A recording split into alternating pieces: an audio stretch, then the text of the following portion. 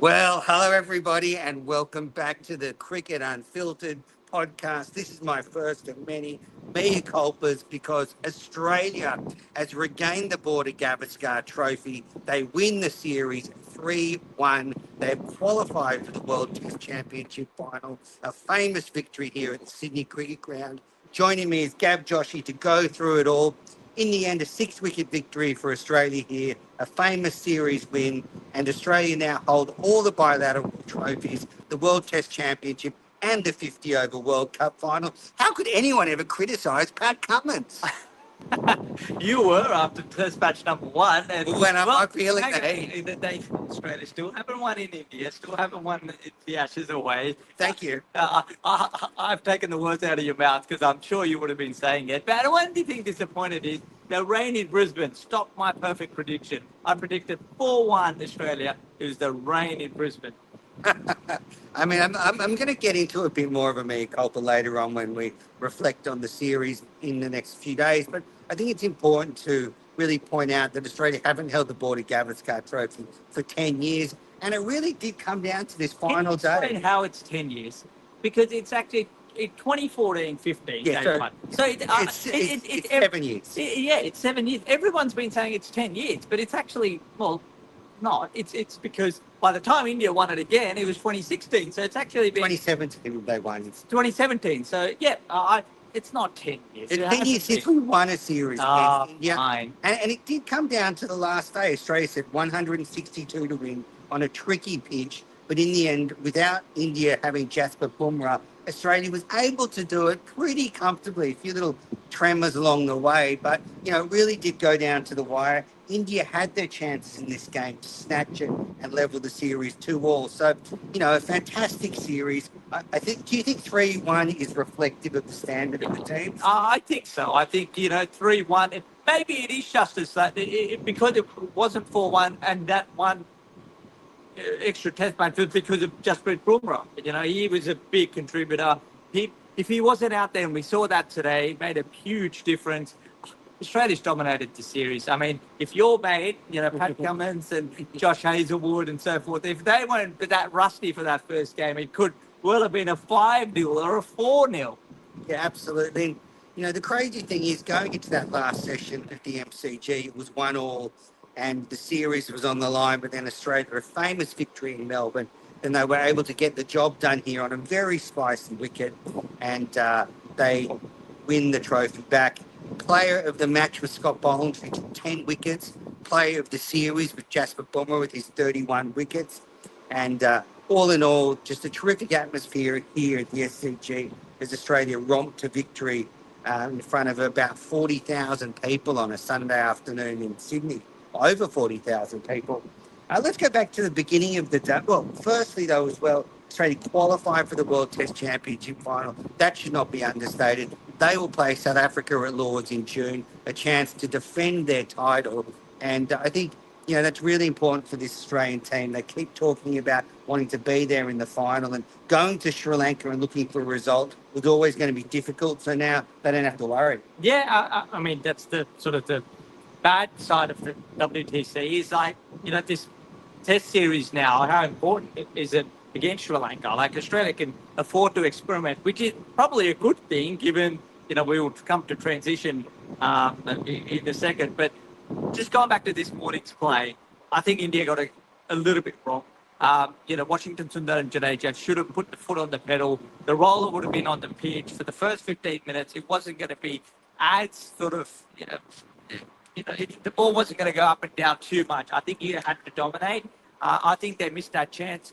Jadeja he needed to be more proactive. Yes. Washington Sundar had to be proactive. Yeah, so India started at 6 for 141 and they were all out for 157. So they only added 16 runs for the lots of 4 wickets. And as you say, I do agree with you. I think they needed to come out and actually just sort of slog the Aussie bowlers and try and get a quick 20, 30, 40. It made no sense Mohammad Siraj getting bowled, trying to play a defensive shot on this pitch. It made no sense when India were looking for runs.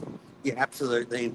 Pat Cummins and Boland started this morning with the ball and they bowled very well. And, had India been able to get through that first spell, we know Stark's tired.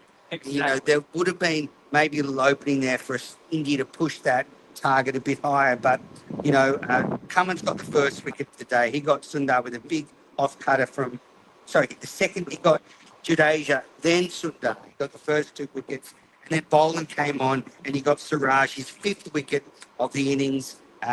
He's our second 5-wicket haul in Test cricket for Scott Boland, first since on debut when he took 6 for 7. Then he bowled Bumrah to finish with 6 for 45.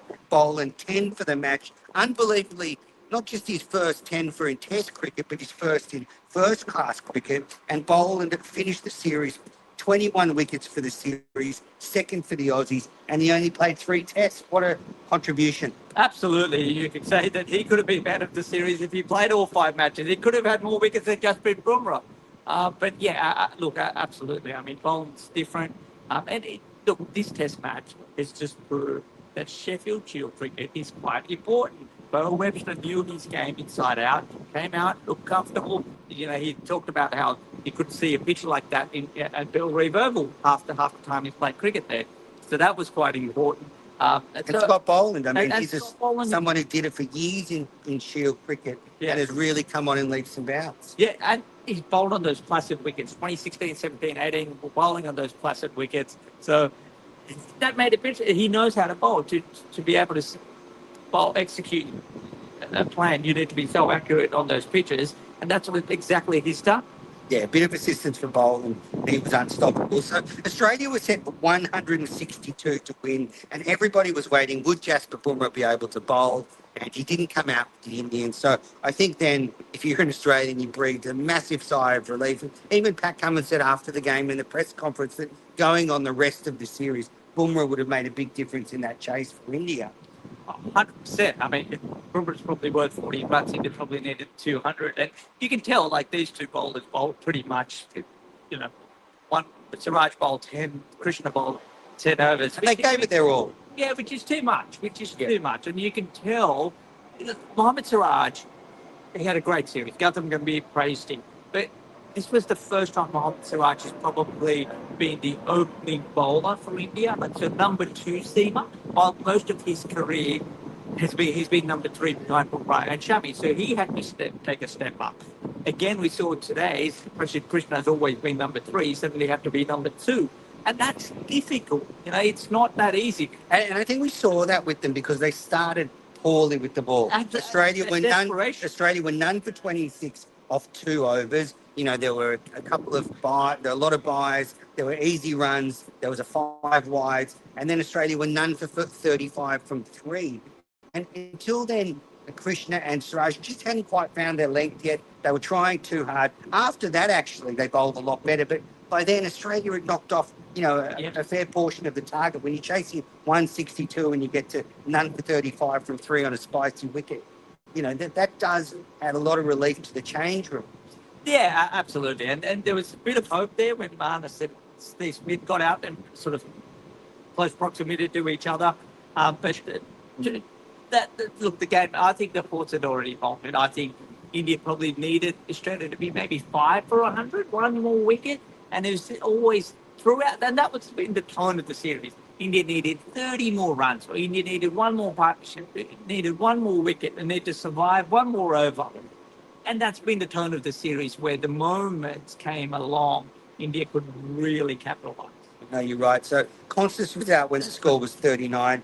He was slogging away, but that's the way he played in this series to counter the quality of India. And I actually think it really helped in a small chase. He only got 22, but he did it quickly and just helped Australia ease the nerves. But again, Marnus Labuschagne out. And you said to me a very interesting point in the press box. He poked it again at a wide ball and nothing shot. Hit it straight to gully. He averages around 25 for the series. He did score 3 half-centuries, so he did show a little bit. But look, what do you think about Warner's comments where he said... well, exactly. And Marnus sort of shot back at David Warner. Because David Warner, after Adelaide, said, Marnus gets out in the gully. Now, he's just saying the word gully, but he plays that little dab shot. And Marnus sort of came out after Adelaide and said, maybe Davey needs to check his facts. Well, let's go move forward. He get out that way in Adelaide.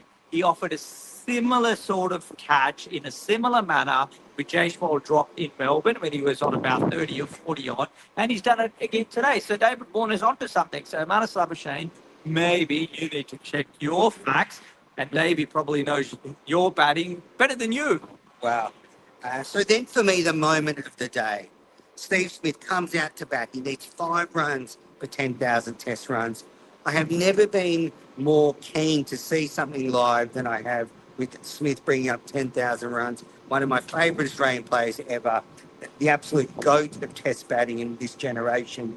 He gets to 9,999 runs. I'm there with my phone. Everybody in the press box is gathered at the front to salute this legend, this generational talent. And then Krishna bowled a ball that rose, and Smith fended it to gully, and he was out for 9,999 runs, one short of bringing up the 10,000 in front of his home crowds. I read a report in the SMH that Ponting's here, Borders here, Steve Waugh's here, and they were all going to make a presentation to Steve Smith when he joined them in the 10,000 club. But Krishna spoiled the party, and actually, I think the runs that milestone actually affected Smith because, that ball, it looked to me like he was just trying to drop it at his feet and get a single.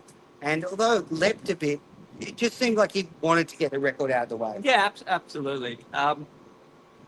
Look, you would have loved it. It was a dream, but at the end of the day, Steve Smith has got 9,999 runs. He's gone to Sri Lanka. He'll do it as a skipper.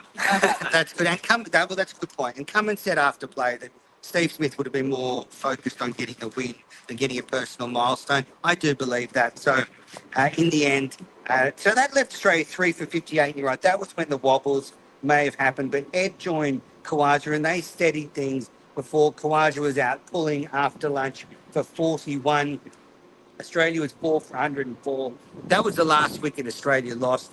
Khawaja, 41 off 45. Look, he did anchor that chase, but he only made 1/2 century this season. He averaged in the low 20s for this summer. And, I think it's a shame he didn't announce his retirement leading into this game and couldn't be given a proper send-off because I just don't know how you can justify keeping on an opener with that kind of output. I don't think Usman Khawaja is that type of person, that type of guy who probably, in a way, deserves it. He's not, the greats of Australian cricket. He's had 2 runs at it.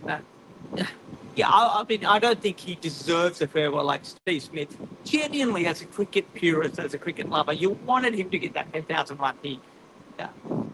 Usman Khawaja, farewell. No, he's not in the water. He's not in the, McGrath. He's not in that category. So, You don't care. No, I don't. The only thing I'll say is people are saying, they should take Khawaja to Sri Lanka because he plays well. I disagree. I think Travis Head should open in Sri Lanka and they should probably give Constance a go. Start to upskill him in some continental conditions. As we spoke about, the series doesn't really matter for the overall context. And then, we're going to play South Africa at Lords. I don't think Khawaja will be able to, if, Boomer's doing this much, cutting him in half. What is Rabada and the South African and the Jansons and so forth? What are they going to do? Yeah, exactly. So I agree, but I think I've actually been proved wrong. I've said on here this selection panel like to stay consistent. I still think they'll stay consistent. Khawaja will go to Sri Lanka, will play the WTC, and then there will be a tap in the back because you've got a 3-test series against West Indies over there. Surely that's the time. You've got to build because if Khawaja comes back and wants to continue, doesn't score many runs in domestic cricket, fails again in the first Test match against the Pongs, we're back to square one. Absolutely. I don't think they'll make the same mistake again. And look, I've criticised the selectors pretty consistently, but I have to say, in this series, they did make a few calls. They've had 3 debutants, McSweeney, Constance and Webster.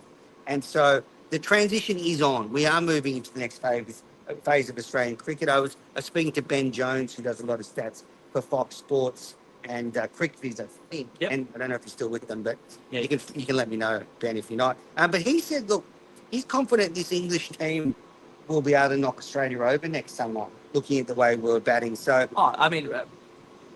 one former Indian commentator, well, not former commentator, former player, now turned commentator, said this is probably one of the worst batting sides I've seen. Absolutely. And to be honest, but it's the bowling. It's the bowling that keeps the Australian batting afloat at the moment. Or that's why Australia's winning more matches. Yeah. I actually think the South African, it's the same with South Africa. I think they've got a great bowling lineup, but their batting can't score a run.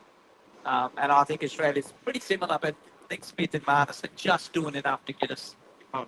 And Yeah. Travis Head. We are recording this the day after South Africa scored 600 against Pakistan, so they certainly can score some runs. But just to finish off the wrap, so Australia were 4 for 104, and then, really one of the great stories of the summer, Bo Webster joined Travis Head, and they saw Australia over the line. Travis Head finished 34 off 38. Bo Webster, though, 39 off 34. He hit the winning run, smashed Washington Sundar, threw mid-off for 4 to seal the series win. So I can imagine all the pubs in Snug in Tasmania were going on. Pubs. I think there's probably only one pub in Snug. Is that the Indian team heading home already? Is that Rohit Sharma joining action? But so Webster, what a debut. Finished 39 not out of 34 deliveries, 57 in the first innings, couple of good catches, took 1 wicket, probably could have had a couple more with the drop catches. So a fairy tale beginning for Webster, fairy tale victory for Australia. It was won sort of just after the drinks break in the middle session of day 3. So a quick test, a good test.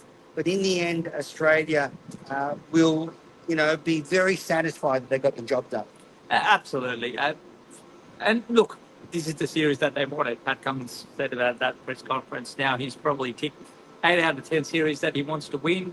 The one in India, I don't know if he'll go back to India. And if it is, it might be its biggest challenge. Still wants to win the Ashes over in England, not reclaim the Ashes. I don't agree that's winning the Ashes.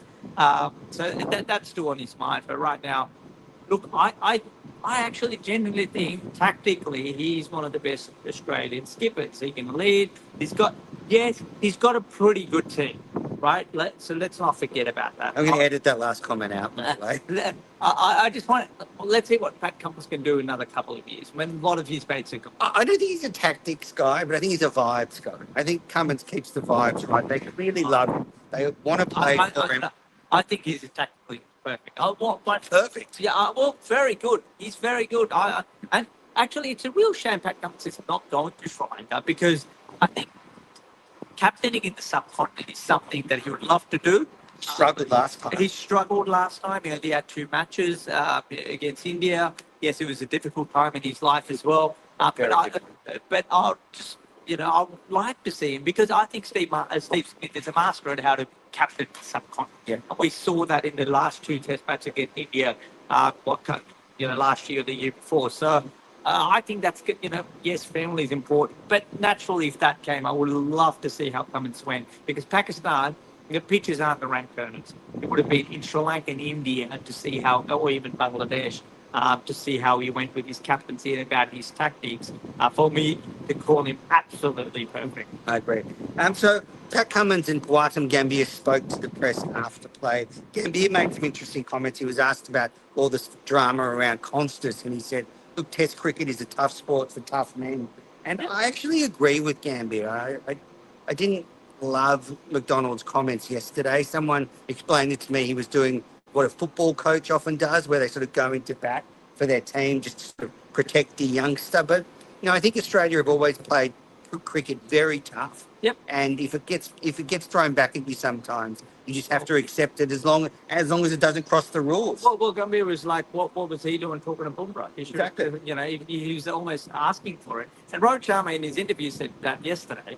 He said, my players are quite sort of, yes, they're young, but they're subdued. But the minute you sort of light a fire, they're ready to sort of confront it. And I think that's why all 11 players probably ran towards them.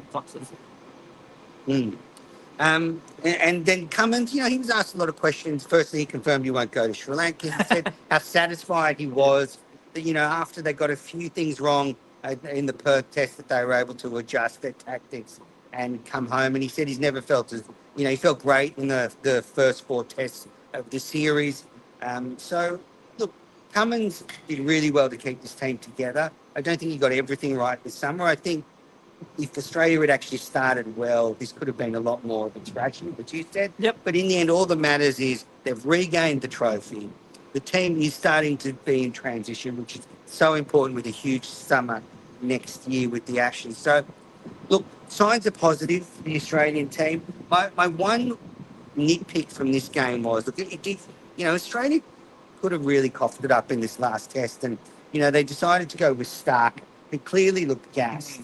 And again, they need to learn from this that maybe Stark's not a 5-test series player. And his numbers, you were speaking of Ben Jones, and I think he was the one who tweeted, like, test match numbers sort of 3, 4, and 5. He generally, his numbers drop, especially, and and this was a pretty good SCG pitch for him. I mean, the curator or the ground staff said first time Stark has looked at the pitch, go, I actually want to bowl on it. So he was actually, but yes, and that's one of the reasons why I think the big decision on what was made to bring in Bo Webster. If Stark was fully fit, or Mitch Marsh, I think Mitch Marsh probably stays in the team.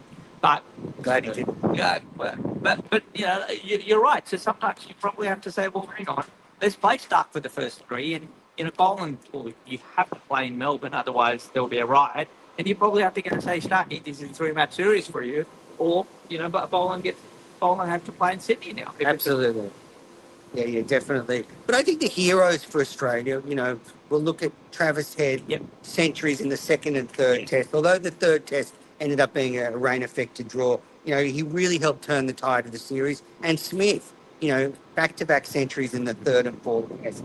He's really silenced the doubters that his career might be over. And they were, 4 of vital hundreds. The only centuries by Australians in this series. Yep. So, they really were the heroes for Australia, along with, Cummins with the ball and bowling. And Cummins with the bat as well. He played an important role. In that aspect, I think India will be quite happy as well, because they had 2 centuries in this, and both of them are players on their first tour. Both are 21, 22 years of age. It's fantastic. So that's what, Gambhir touched on it, but that's the best thing. If you had those 2 guys failing, and maybe even Virat Kohli making runs, you still be like, yeah, but the youngsters didn't step up. So there's a good sign. I think India and Australia are very similar to transition, and that's why, I saw a big hug between Jadeja and Lyon. These 2 have been going against each other for nearly 10, 11 years now, 12 years. Who knows, they might never meet in life again, and you can say the mutual respect for them. So it's a transition. Next time I think India come on these shores, or even Australia goes to India, it's going to be, a good 80% of Australian team is going to be different. Same thing with sort of India. They're probably going to have, at least they started their transition, and I think they're probably one step ahead.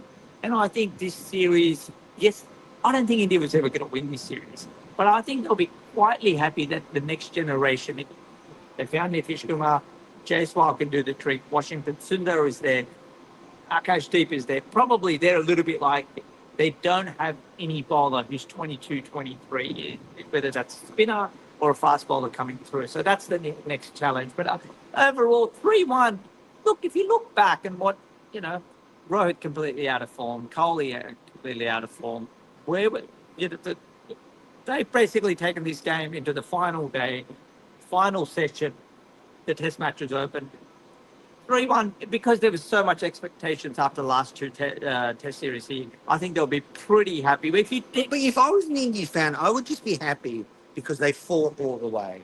They really did battle in Brisbane. They battled back. MCG, well, they were so close to getting away with the draw, and even here they battled right to the end. Gambhir pointed out that Siraj has just run in hard all series, even though he's had some niggles. You mentioned Lyon before, very quiet series for him. Probably, I think that it was the quietest series for him in terms of overs ever. So I think if you look at the 5 pitches, they were bowler friendly to the fast bowlers. Yes, 100%. MCG probably the flattest wicket. I thought this one that they probably will fix it right. You don't want to have flat wickets next year, 5 tests against England. I think they'll be again brassy because we've seen what the England batters do. Like, they will play the reverse frame first ball. So I don't think we're going to see flat pitches next series either out here. But yeah, look, it was a bowler-dominated series, that's for sure. And you know what? I think MCG pitch, lucky, it had a lot of runs. I would have liked to see maybe a little bit more runs in one of the pitches, not one of them. Yeah, and I said after the first test that I thought this Australian team might fall off a cliff, and they certainly didn't. but they are kind of tracking down a bit. So I think we saw with bringing Webster in and bringing Constas, they really helped freshen up the team. And Yes. I hope Australia and the selectors are emboldened by that. And as you said about Shield cricket, if there are players there who can step up, give them a go. Yes, and Nathan McSweeney, I think he should definitely, if it doesn't happen, Come back in the middle order. Does it happen in Sri Lanka? You look at long term, maybe someone like Cameron Green in return for that West Indies series as a batter only, and you've got maybe McSweeney at 4, Cameron Green suddenly sort of maybe at 6 or 5, and Travis Head at 6, whoever you want to play, and suddenly you feel, well, hang on, the Australian, there is a scope for batting here. Absolutely. Well, I guess that's it from the Sydney Cricket Ground. Australia, champions of the world, really. Got every title except the T20 World Cup. India still has that, so at least they've got something in the trophy cabinet. Gav, thanks for joining me through this test match. An epic series has come to an end, and, I'll remember it for... I'll probably remember it for, Bumrah's quality with the ball right throughout. And, one player really was able to drag, his team along with him. And, that'll be my enduring memory. Australia had a lot of great contributions, but, for India, Bumrah has left an indelible mark as being one of the greatest touring fast bowlers we've ever seen. Absolutely. And he's 31 years of age. Whether he's going to come back here in his prime, probably not. And who knows? Hopefully another bowler comes on these shores with, that much ability. My moment from an Australian point of view, I think Travis Head. I think he's the one who wrestled the momentum back towards Australia in that Adelaide Test match with his batting. From an Indian perspective, I think the best day for India still was Nitish Kumar's 100 at the MCG. Yeah, it was a great day. Well, thanks everybody for tuning into our wrap of day 3 from the Sydney Cricket Ground. I'll be back in the next couple of days, do a little bit of a deep dive into the series and some of the stats and reflect on the whole series and dive into some other cricket news. We've got the Women's Ashes starting this weekend. The Big Bash is on at the moment. So much to talk about. The cricket world never stops. Thanks very much for supporting the podcast.